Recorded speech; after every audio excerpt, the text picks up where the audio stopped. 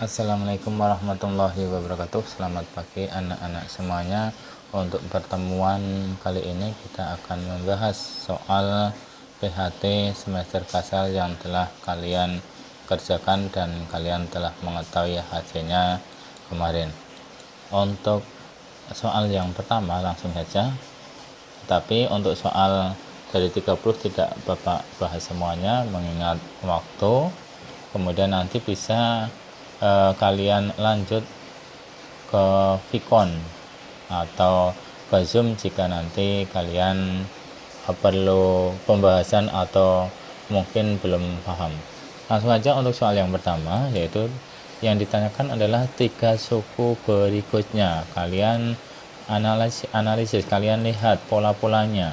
Dari suku pertama ke 5 ternyata bertambah 2, dari suku kedua ke suku ketiga bertambah 4, kemudian setelah bertambah 4 bertambah 6, setelah bertambah 6 bertambah dengan 8, berikutnya berarti bertambah dengan 10, tambah 2, 4, 6, 8, bertambah 10 berapa?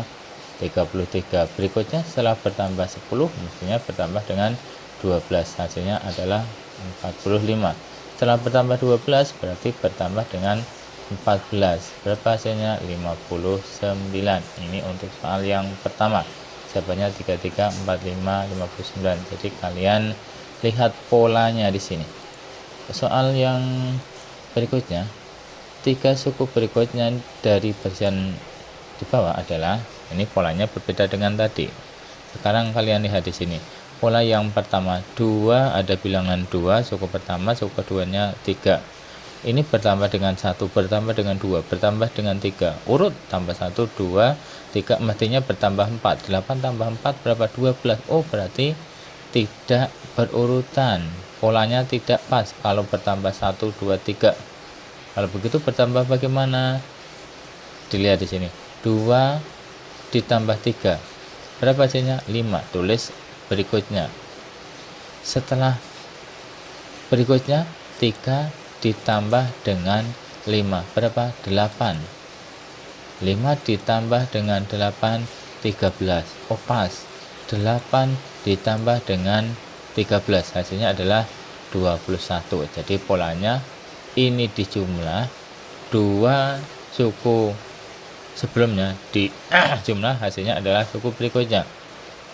Dijumlah hasilnya adalah suku berikutnya, dijumlah hasilnya suku berikutnya, dijumlah hasilnya suku berikutnya. Di sini berapa? 13 ditambah dengan 21, 34.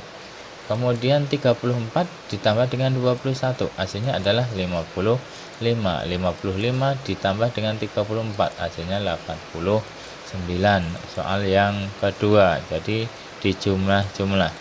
Berikutnya soal yang ketiga, polanya ini juga sangat sederhana sekali.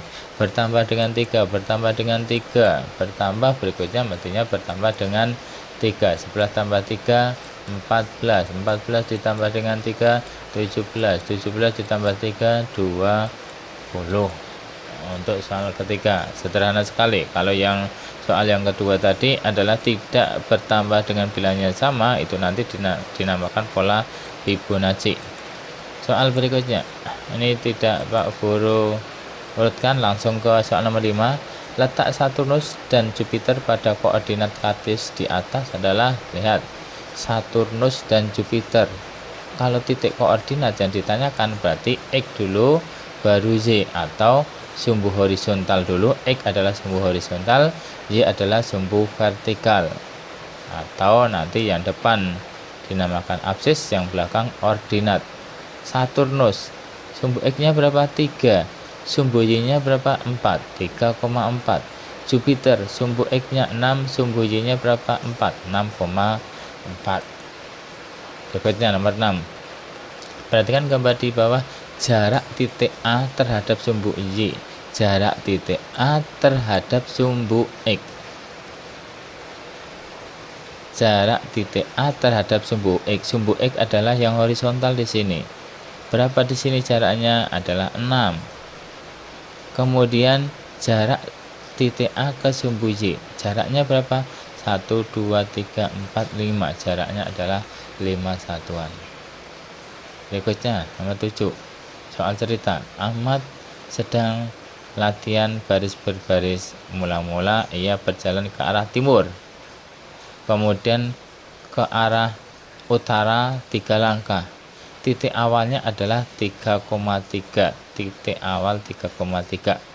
Ini jika digambarkan sebagai berikut. Titik awalnya adalah 3,3, berjalan ke arah timur sebanyak 8 langkah. Sebanyak 8 langkah. 1, 2, 3, 4, 5, 6, 7, 8. Sampai di sini.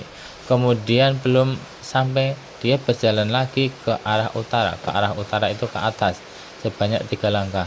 1, 2, 3. Dah, sampai di sini adalah titik akhirnya. Berapa di sini? X dulu. 11,6. Ke 8. Ditanyakan suku ko, sudah diketahui rumus. Kalau sudah diketahui rumus, masukkan saja suku ke 8, berarti N-nya diganti dengan 8. 4 kalikan 8, 32. 32 dikurangi dengan 7, 25.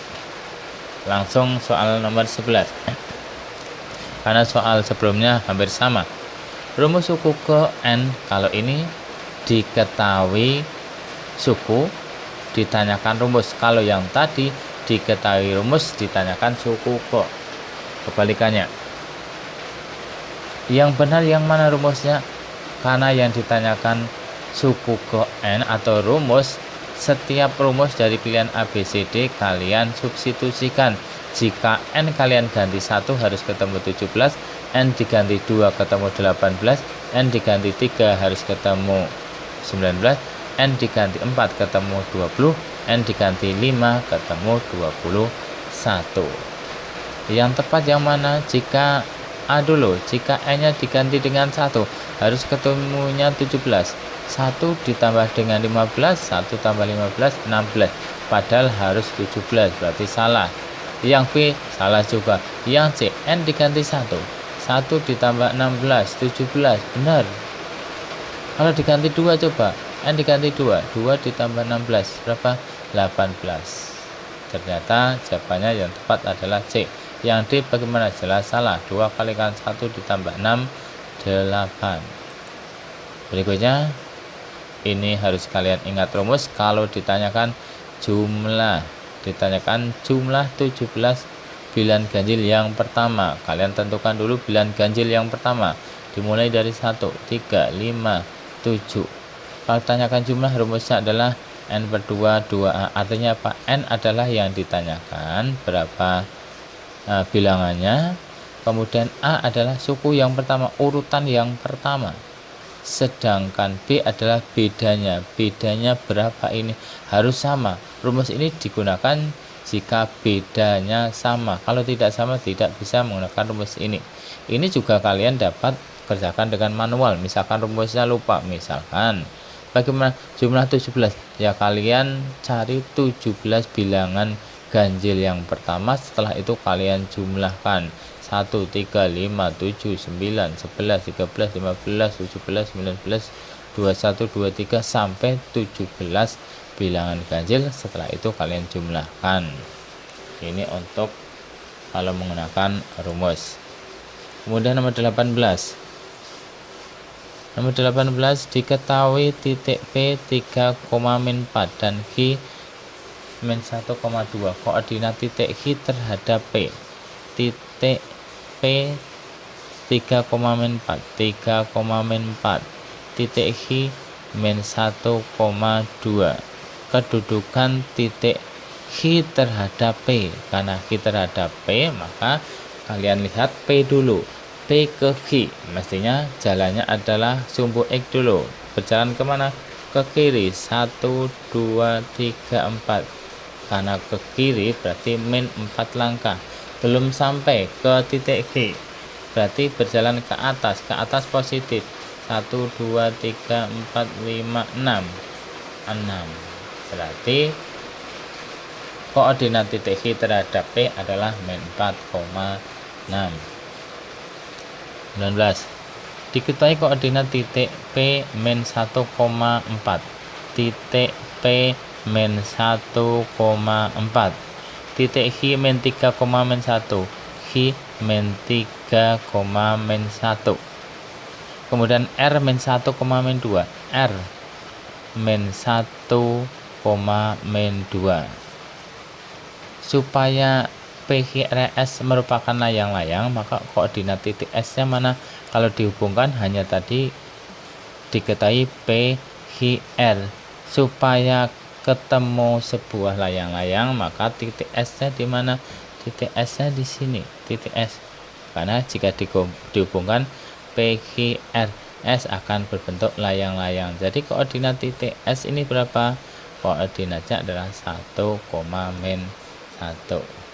Sama, kalau tadi layang-layang, sekarang berbentuk bangun apa yang ditanyakan. Kalau tadi sudah diketahui bangunnya, tetapi kalau di sini yang ditanyakan berbentuk bangun apa? Iya sama, titik A-nya kalian tentukan dulu, min 2,3, titik B 2,3, titik C 0, min 3, 0, min 3, titik D min 4, min 3, min 4, min 3. Jadi berbentuk apa di sini? Berbentuk jajar genjang. Berikutnya, gambar yang menunjukkan garis M dan N saling sejajar tetapi tidak tegak lurus dengan sumbu Y dan sumbu X yang mana? Saling sejajar, ini sejajar, ini sejajar, ini sejajar, ini tidak sejajar. Saling sejajar tetapi tidak tegak lurus. Ini sejajar, tidak tegak lurus dengan sumbu X dan sumbu Y. Kalau ini tegak lurus dengan sumbu Y, ini tegak lurus dengan sumbu X. Ini sejajar, tidak tegak lurus terhadap sumbu Y ataupun sumbu X. Kalau ini jelas bersilangan, bukan sejajar. Yang ditanyakan sejajar tidak saling tegak lurus dengan sumbu X dan Y, berarti yang B. Banyak batang korek api yang diperlukan untuk membuat pola ketujuh. Nah, ini bisa kalian kerjakan dengan berbagai cara, bebas, dengan menggunakan rumus boleh atau menuliskan boleh. Artinya menuliskan bagaimana? Ini pola segitiga pertama, kedua, ketiga, keempat. Yang ditanyakan pola ke-7, berarti nanti kalian membuat segitiga selalu bertambah. Dari ini cuma 1 tumpuk, ini 2 tumpuk, 3 tumpuk, 4 tumpuk segitiga. Kalau 7 berarti nanti ada 7 tumpuk. Kalau menggunakan rumus bagaimana? Kemudian menggunakan pola bilangan. Yang pertama, ini ada berapa batang korek api? 1, 2, 3, 3. Berikutnya ada 1, 2, 3, 4, 5, 6, 7, 8, 9, 9. Suku ketiganya ada 18. 1, 2, 3, 4, 5, 6, 7, 8, 9, 10, 12, 13, 14, 15, 16, 17, 18, dan seterusnya. Yang ditanyakan adalah pola ke-7. Sudah terdapat 4 pola, kurang meneruskan 3 pola saja. 3, 9. Polanya bagaimana? 3 ke 9 bertambah dengan 6. 9 ke 18 bertambah dengan 9. Tambah 6 bertambah 9. Kemudian bertambah dengan 18 ke 30. Bertambah dengan berapa? Bertambah dengan 12. Bertambah dengan 6. Bertambah dengan 9. Bertambah dengan 12. Bertambah dengan 45. Kemudian setelah bertambah dengan 45, bertambah dengan 15, bertambah dengan 18. Setelah bertambah dengan 18, bertambah dengan 21. Nah, ini polanya harus kalian perhatikan. Berikutnya 26. Perhatikan himpunan pasangan berurutan berikut. Pasangan berurutan yang merupakan pemetaan yang mana? Ciri-ciri yang merupakan pemetaan adalah yang depan, atau kalau sumbu koordinat itu yang absis, itu tidak boleh ada yang sama. Contoh, ini ada 1, ini ada 1, jelas bukan. Ada 2, yang depan juga ada 2, jelas bukan. Di depan ada 1, ada 1, ada 1 lagi, jelas salah. Ini ada 1, 2, 3 berbeda, jadi jawabannya mestinya adalah yang sini, 1A, 2B, 3B, asal yang depan berbeda, yang belakang mau sama semuanya boleh, berbeda juga boleh. Nomor 27, titik P 345, titik Q 1, 2, 3, 4, 5, 6, 7. Yang ditanyakan himpunan pasangan berurutan yang menyatakan relasi 2 lebihnya dari himpunan P ke himpunan Q. Himpunan P ke Q menyatakan 2 lebihnya dari 3, ini adalah 2 lebihnya dari Q. 4, 2 lebihnya dari 2. 5, 2 lebihnya dari 3. Ya, jadi jawabannya yang B.